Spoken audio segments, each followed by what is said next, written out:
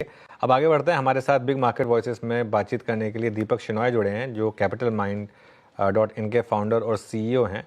और दीपक को एक ऑलराउंडर की तरह भी जानते हैं हम। वैसे रिलेटिव स्ट्रेंथ पर दीपक काफ़ी फोकस करते हैं, लेकिन इनसे समझते हैं कि इस करेक्शन के दौर में कहाँ फोकस करना चाहिए। दीपक, गुड आफ्टरनून। बहुत वीकनेस है मार्केट में इस समय। अब जिन्होंने शॉर्ट करके पैसा बनाने की कला ले ली हो उनको तो ये मार्केट बहुत अच्छी रही होगी, लेकिन जो हमारी जो ऑडियंस है उसमें ज़्यादातर लोग ये नहीं कर पाते हैं। तो इस मार्केट में कैसे नेविगेट करें फिर? Thank you Anuj ji. I think ये मार्केट जो अभी जो गिरावट आई है, आई थिंक अबाउट 10-12% के करीब निफ्टी पे आई है, पर मिड कैप्स और स्मॉल कैप्स में काफी ज्यादा, मतलब कुछ स्टॉक्स 30-40% करेक्ट कर गए हैं। लेकिन ये मिड कैप्स और स्मॉल कैप्स के लिए तो नॉर्मल ही है कि अगर स्टॉक मूव होता है तो ऊपर की तरफ 40-50%, नीचे की तरफ 30-40%, ये नॉर्मल तरीके से, मतलब उनका रेगुलर ये होता है। और इस ये टाइम होता है कि आपको कभी कभी अपॉर्चुनिटीज मिलती हैं। जो स्टॉक्स आपको शायद पहले खरीदने थे और आपने कहा कि बहुत एक्सपेंसिव हैं, अब शायद उनमें मतलब इतनी अच्छी खासी करेक्शन आ गई है थी कि आप अभी पोजीशन बना सकते हो। पहले बहुत चर्चा थी शायद डिफेंस स्टॉक्स के बारे में, या कुछ मैन्युफैक्चरिंग स्टॉक्स के बारे में, कुछ कंजम्पशन स्टॉक्स के बारे में। वो बहुत एक्सपेंसिव हुआ करती थी, अब थोड़े से लेस एक्सपेंसिव हो गए हैं। ये नहीं है कि चीप हो गई है, कुछ कंपनीज अभी भी बहुत एक्सपेंसिव है, लेकिन उन कंपनीज, कुछ ऐसी कंपनीज भी हैं जिसमें ग्रोथ इतना ज्यादा है कि अगर आप पहले अगर आप 60 गुना देते थे अर्निंग्स के, पी रेशियो ऑफ 60, अभी आप पी रेशियो अगर 40 दे रहे हो, then it may still be okay, क्योंकि लॉन्ग टर्म में उनकी ग्रोथ उनको उन ग्रोथ से ही अच्छे रिटर्न आ जाएंगे। तो आई थिंक वो एक आया हुआ है। लेकिन ये चीज ये है कि सिर्फ शॉर्ट वाले लोग भी पसंद नहीं करना चाहते हैं। आई थिंक हमारे जैसे लोग, अगर आप अभी इन्वेस्टिंग फेज में हो तो आपको करेक्शंस अच्छे लगने चाहिए, क्योंकि आप पैसा निकाल नहीं रहे हो, आप पैसा डाल रहे हो। अगर आप डाल रहे हो और प्राइसेस गिरे हैं तो आपके लिए अच्छा ही है लॉन्ग टर्म में। लेकिन आपको 5 साल 10 साल का मतलब नजरिया रखना पड़ेगा। ये नहीं कि अगर आप अभी देखें कि अभी मैं डाल दूंगा, फरवरी में अच्छा हो जाएगा, आई थिंक वो सोच नहीं होनी चाहिए। अगर आपकी लॉन्ग टर्म सोच है तो ये मौका अच्छा है आपके लिए। और अभी डोनाल्ड ट्रम्प, आई थिंक उनका इनाग्रेशन होगा तो बहुत वॉलेटिलिटी होने वाली है आगे भी जाके। ऊपर की तरफ भी हो सकती है, नीचे की तरफ भी हो सकती है। आपको वेलकम करना चाहिए मोस्टली, अगर आप लॉन्ग टर्म इन्वेस्टर हो। ओके दीपक, एक्सिस बैंक आप बाय कर रहे हैं क्या, specially after listening to the management numbers आने के बाद? मैंने ऐसे I haven't followed the full commentary here, but उनकी जो वी हैव 2 अदर बैंक्स, तो हमने उनको अभी we haven't added Axis bank, लेकिन हमारे पास आईसीआईसीआई, एचडीएफसी है थोड़ा सा। लेकिन I think there was some problem in terms of the RBI regulations की वजह से उनकी जो एनपीए रिकग्निशन है वो एक तरह से इंक्रीज हो गई है, इसलिए कि वो ग्रोथ नहीं कर सके in some parts of the personal portfolios. और उनकी जो काफी अच्छी ग्रोथ पोर्टफोलियोज थी पहले, वो थोड़ी सी मतलब उनके उनमें ग्रोथ कम हो गया। जैसे उनके क्रेडिट कार्ड्स में there was a big change last year, तो उनके उसकी वजह से अभी उसका भी ग्रोथ कम हो गया है। लेकिन I think the other banks में भी बेटर। हम वेट करेंगे एक्चुअली सारे बैंक्स के रिजल्ट्स का, ताकि फिर हम एनालाइज कर सकें कि कौन से बैंक्स में we should focus. But banks actually काफी रीजनेबल वैल्यूएशंस पे आ गई हैं, and large, specially large private sector banks, जहाँ पे आई थिंक लॉन्ग टर्म में पोजीशन लिया जा सकता है। एक्सिस के बारे में मेरे पास, I mean we haven't invested yet. Deepak ji, very good afternoon. Shreya बात कर रहे हैं। आपने बहुत सारे सेक्टर्स इनफैक्ट बताया कि बहुत सारे स्टॉक्स, हालांकि नाम नहीं लिया आपने, लेकिन बताया कि काफ़ी अच्छे करेक्शन देखी गई और अच्छे वैल्यूएशन पे है जहां पे अभी एक बेट लग सकती है। कौन से स्टॉक्स अभी सर फिलहाल इस लिहाज से आपको अच्छे लग रहे हैं? अभी तो हमने अभी सारे जो हमारे पहले वाले पोर्टफोलियो स्टॉक्स थे उसमें ज्यादा कोई चेंज नहीं किया है, थोड़े से डिफेंस स्टॉक्स ऐड किए हैं। लेकिन अभी भी जैसे हमारा सबसे ज्यादा बड़ा पोजीशन एलआईसी ही है, और एलआईसी में जो फोर्थ क्वार्टर होता है वो सबसे अच्छा क्वार्टर होता है, इसलिए कि वो जो उनकी पार्टिसिपेटिंग पॉलिसीज है, जो रफली 75% of their policies are participating policies, तो उसमें उनके जो प्रॉफिट शेयर है वो सिर्फ फोर्थ क्वार्टर में वो लिया जाता है। और वो इससे सबसे बड़ा क्वार्टर होता है। यूजली वो 5-6-7 हज़ार करोड़ और प्रॉफिट पर क्वार्टर बनाती है, पर वो जो फोर्थ क्वार्टर में है, वो बल्क इसके 3 गुना ज्यादा वो प्रॉफिट यूजली बना देते हैं, क्योंकि पार्टिसिपेटिंग पॉलिसीज के प्रॉफिट्स उनके शेयर होल्डर्स अकाउंट में लिया जाता है उस टाइम पे। आई थिंक उसकी वजह से इनकी प्रॉफिट्स आई थिंक थोड़ी सी बलून होंगी, वो नॉर्मल ही है। तो इसमें ये भी है कि इनके जो प्रॉफिट शेयर है, पहले 5% हुआ करता था, 7.5 और फिर 10% हो जाएगा। तो उनकी पार्टिसिपेटिंग पॉलिसीज का प्रॉफिट भी इंक्रीज हो रहा है। तो आई थिंक उसकी वजह से भी मुझे लग रहा है कि लॉन्ग टर्म में शेयर अच्छा ही रहेगा। लेकिन इसमें पेशेंस चाहिए, क्योंकि आई थिंक और 2-3 साल लगेंगे बिफोर इट रियली शोज। ऐसे मेरे 2-3 और ऐसे स्टॉक्स हैं हमारे पास। रिलायंस भी है, काफी अच्छा पोजीशन, उनका रिजल्ट्स अच्छे आए थे। और अच्छे इसलिए मैं बोल रहा हूँ क्योंकि उनकी जो सबसे बड़ी पोजीशन है ऑयल टू कंज्यूमर, उसमें प्रॉफिट कोई खास ग्रोथ नहीं था, लेकिन रिटेल में 10% ग्रोथ एंड जियो में 25% PAT growth, profit before tax growth was actually quite good. I think उसमें अगर ज्यादा फोकस करने लग गए और उनके जो एआई और क्लाउड की जो ऑफरिंग्स हैं वो टेक ऑफ करने लग गई, तो आई थिंक वी हैव उनके वो रिप्लेस कर सकते हैं, जिस तरह से उनके ऑयल टू कंज्यूमर प्रॉफिट्स में थोड़ा सा मतलब स्टेबिलिटी आ गई है, ज्यादा ग्रोथ नहीं है। They can replace it with the more technology-oriented companies, technology-oriented offerings. Okay, Deepak ji का ये व्यू रिलायंस पे है, याद रखिएगा, ये उनकी निजी राय है, और क्योंकि चैनल पे ये चली है, इस चैनल का स्वामित्व प्रबंधन रिलायंस इंडस्ट्रीज होल्ड करते हैं। कृपया इस राय के साथ साथ एक निजी राय ज़रूर रखें, कोई भी अगर आपको ट्रेड या फिर इन्वेस्टमेंट करनी है। लेकिन दीपक, मैं एक बार फिर से आता हूँ, आपने डोनाल्ड ट्रंप की बात करी, उनकी ताजपोशी की। अभी पिछले 10 दिन में जो फॉरेक्स मार्केट में उथल पुथल हुई है, स्पेशली रुपी, जिसे कह रहे थे कि वो अभी भी I think one of the best currencies में से है, लेकिन ये 84 से लेके 86-80 तक का जो रिट्रेसमेंट था वो काफ़ी शार्प था। आपकी इंस्टीट्यूशन से जो बात हो रही है या फिर आपके जो ग्लोबल काउंटर पार्ट्स हैं उनसे, तो क्या सेंस मिल रहा है? क्या अभी ये सेलिंग कंटिन्यू करेगी? आई मीन इसकी टेंडेंसी देखिए ना आप, 4-4 हज़ार, 5-5 हज़ार करोड़ रुपए रोज, ये कब तक चलेगी? इसका कुछ अंदाजा आपको, कब ये रिवर्सल आएगा, कौन सा वो पॉइंट होगा या फिर इवेंट होगा? आई थिंक बिग इवेंट ये है कि डोनाल्ड ट्रंप के जो पॉलिसीज हैं वो एक बार क्लियर हो जाए, तो हमें पता चलेगा एक्चुअली इम्पैक्ट मतलब क्या किस तरह का इम्पैक्ट है इंडिया पे और हमारे कंपेटिटर्स पे। जैसे अगर चाइना देखें या फिर जापान या फिर यूएस के पास कनाडा और मेक्सिको है, उन पे भी इम्पैक्ट आएगा। वो इम्पैक्ट एक बार क्लियर हो जाए तो आई थिंक सेलिंग थोड़ी सी कम हो जाएगी, या फिर मतलब बढ़ेगी भी तो सडनली बढ़ेगी और फिर सेटल हो जाएगी, क्योंकि अभी अनसर्टेनिटी की वजह से काफी मतलब दबाव आ रहा है सेलिंग का। और ये इंडिया ही नहीं है, आई थिंक काफी कंट्रीज में, इमर्जिंग मार्केट्स में आउटफ्लोज आ रहे हैं। I think that is normal. अगर आप ऐसी चीज, ऐसे प्रेसिडेंट को लाए जो कहता है कि सब कुछ चेंज कर दूंगा, ग्रीनलैंड को टेक ओवर कर दूंगा, कनाडा को ये यूजुअली अमेरिका के प्रेसिडेंट इतने मतलब सनसनी चीज नहीं यूजुअली क्या करते।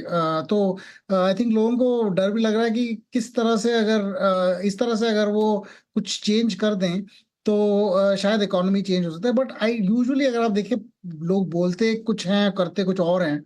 तो जब वो जो कुछ करेंगे और लोगों को इम्पैक्ट का अंदाजा होगा, तब इनकी थोड़ी सी मतलब फियर सेटल हो सकते हैं। लेकिन मैं ये कहूंगा कि ये मौका अच्छा है, क्योंकि वो अगर बेच रहे हैं और इंडियन डोमेस्टिक इन्वेस्टर खरीद रहे हैं, तो एक तरह से इंडियन डोमेस्टिक इन्वेस्टर को ही बेनिफिट मिल रहा है। क्योंकि कुछ कंपनीज ऐसे हैं कि इतनी गिरावट आई है कि काफी अच्छे मतलब लॉन्ग टर्म प्रोस्पेक्ट्स हैं इनमें।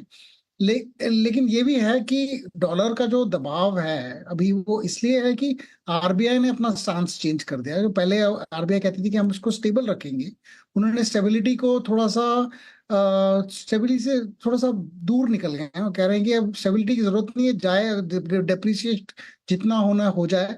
होपफुली ये भी कहें कि जब अप्रिसिएशन का टाइम आएगा, जब पैसे वापस आएंगे बाहर से, तो ये कहें कि रुपया अप्रिशिएट भी हो जाए जितना अप्रिशिएट होना है। तो शायद हमें फिर एक तरह से उल्टी तरफ का भी देखना मिल जाएगा। वो हमें लास्ट 2-3 ईयर्स में नहीं मिला है।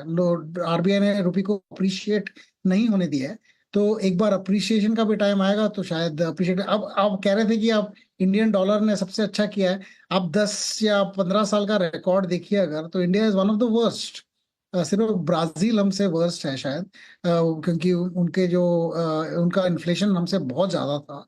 लेकिन India is among the worst in the last 15 years, and even in the last 5 or 6 years, even comparison with China. हमारा डिप्रिसिएशन काफी ज्यादा हुआ है। 10 साल में चाइना का डिप्रिसिएशन 10 से 15% है, हमारा 80 to 85% है। तो आई थिंक हमने काफी कुछ देख लिया है। तो होपफुली ये थोड़ी सी स्टेबिलिटी नेक्स्ट मंथ से आ जाए। नहीं, देखिए क्या है, वो तो डेमोक्रेसी में जो प्रजा चाहेगी वही राजा होगा। एक बात बताइए, अब इन्फोसिस यहाँ पर क्या करें? बहुत लोग कंफ्यूज थे कि ऐसा क्या हुआ था जो स्टॉक इतना गिर गया। थोड़ा आपका भी एक रीजनिंग हो जाए और क्या करें स्टॉक में अब?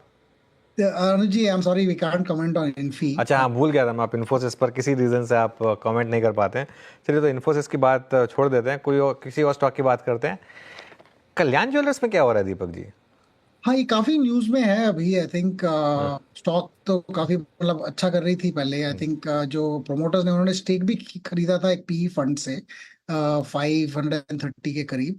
लेकिन उसके बाद से काफी मतलब रूमर्स भी थे, जो मतलब मैनेजमेंट ने आके बोला भी कि देखो ऐसा कुछ नहीं है। लोगों ने बोला कोई रेड है, उन्होंने बोला ऐसा कुछ नहीं है।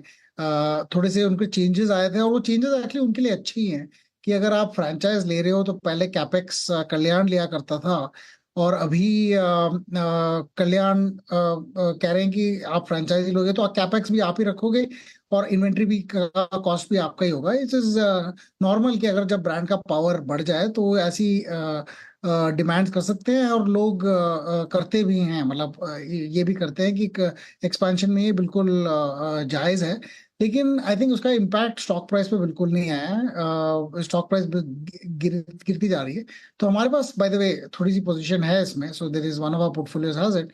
But we are waiting and watching कि किस तरह से फंडामेंटल्स में अगर कोई चेंज हो, देन हम उसको एक्शन ले सकते हैं। But so far management has addressed most of the queries. ऐसा कुछ हमें तो बाहर से ये नहीं लग रहा है। पर आई थिंक स्टॉक की जितनी गिरावट आई है काफी, इससे selling has been very very aggressive.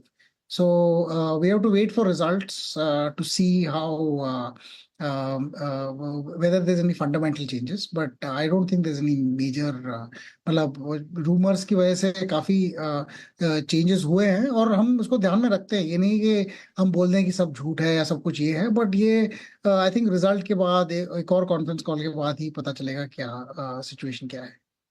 तो रिजल्ट पे ध्यान रहेगी अभी कल्याण ज्वेलर्स पे। सर, इन्फोसिस के अलावा सर आईटी सेक्टर पे आपका क्या व्यू रहेगा? स्पेशली मिड कैप में कोई अच्छे स्टॉक्स आपको नजर आते हैं आईटी सेक्टर के? आईटी में एक्चुअली हमारे पास सिर्फ बड़े वाले स्टॉक्स हैं। इसमें कोई मिड कैप अभी तक हमने लिया नहीं है। ये अगेन यहाँ पे ट्रम्प का काफी उनके आने के बाद क्या होगा, वो कह रहे हैं कि इलीगल जो इमिग्रेशन है वो हटाएंगे। पर ये भी है कि वो शायद लीगल इमिग्रेशन भी हटा दें, थोड़ी सी वहां पे भी कम कर दें H1B इशुएंसेस या कुछ।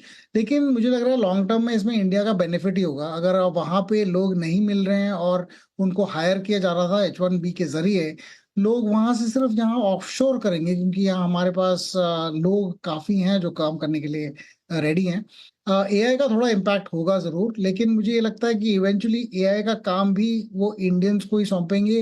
एक तरह से कि इसको आप मतलब आप किसी भी तरह से बना लो। मैं पहले अगर 10 लोगों को हायर करता था तो सिर्फ एक को हायर करूंगा, लेकिन ऐसी बहुत सारी कंपनीज होंगी जो वो 1 या 2 या 3 जनों को हायर करेंगी, लेकिन वो इंडिया में करेंगी। और इसमें I think large cap IT का लॉन्ग टर्म इम्पैक्ट सबसे ज्यादा पॉजिटिव है। अगर ऐसे बढ़ते जाएं, और अगर इन लोगों ने अपनी एआई की जो स्किल सेट्स है वो इम्प्रूव करी हैं। मिड कैप आईटी में I think some of the companies will start to do well. Some companies like who are serving the auto sector, L&T technology service का भी रिजल्ट आई थिंक काफी अच्छा आया था। तो companies like that which are doing a combination of engineering services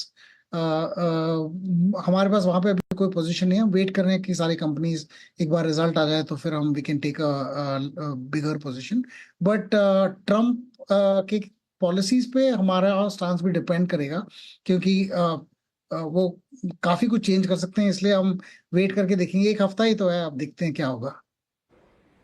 हाँ, अच्छा, मैं एक आपसे प्रश्न पूछना चाहता हूँ एक ऐसे स्पेस पे, कैपिटल गुड्स पे, और इनफैक्ट कैपिटल गुड्स से ज़्यादा रेलवेज पे।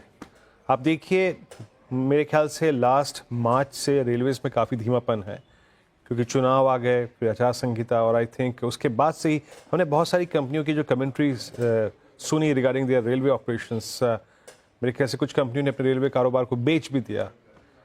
तो इस बजट में कैपेक्स को और स्पेशली रेलवे बजट को क्या फाइनेंस मिनिस्टर जो है वो मेजर पुश दे सकती हैं? ऐसे में रेलवेज पे और ये कैप गुड्स पे आपका व्यू क्या है इस वक्त? और आप लोग ऐड कर रहे हैं क्या प्री बजट इसको?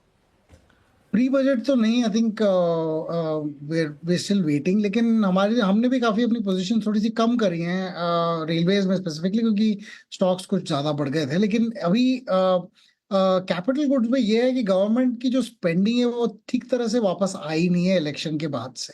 मुझे लग रहा है कि इस बजट के बाद शायद इंक्रीज करें, इस क्वार्टर में ही इंक्रीज करें काफी ऑर्डर्स। पीएलआई पे का भी काफी बजट है जो एक्चुअली एलोकेट तो हुआ था, आई थिंक उसमें कोई डिसबर्समेंट ज्यादा नहीं हुए हैं, एंड वो भी आएगा आगे जाके। रेलवेज में स्पेसिफिकली डेडिकेटेड फ्रेट कॉरिडोर का जो लॉन्च है वो शायद इस साल होगा, मीनिंगफुली इंक्रीज होगा, इंक्रीज होंगे वहां पे पोजीशंस। तो वहां पे काफी जो लॉजिस्टिक्स हैं और फिर जो लाइन इंप्रूवमेंट्स हैं वो they will be that movement. There could be an announcement of DFC 2.0 starting also, which is वो पहले जो दो लाइंस हैं वो नॉर्थ में है, नॉर्थ और ईस्ट, और नॉर्थ और वेस्ट में है। साउथ की जो लाइंस है वहां पे अलग, it's not dedicated but it's a freight corridor of another sort. लेकिन वहां पे भी आई थिंक काफी काम और इम्प्रूवमेंट्स होंगे, रीइंफोर्समेंट्स वगैरह। तो आई थिंक वो अगर जब अनाउंसमेंट आएगा उसमें भी, मतलब उसमें भी वक्त लगेगा।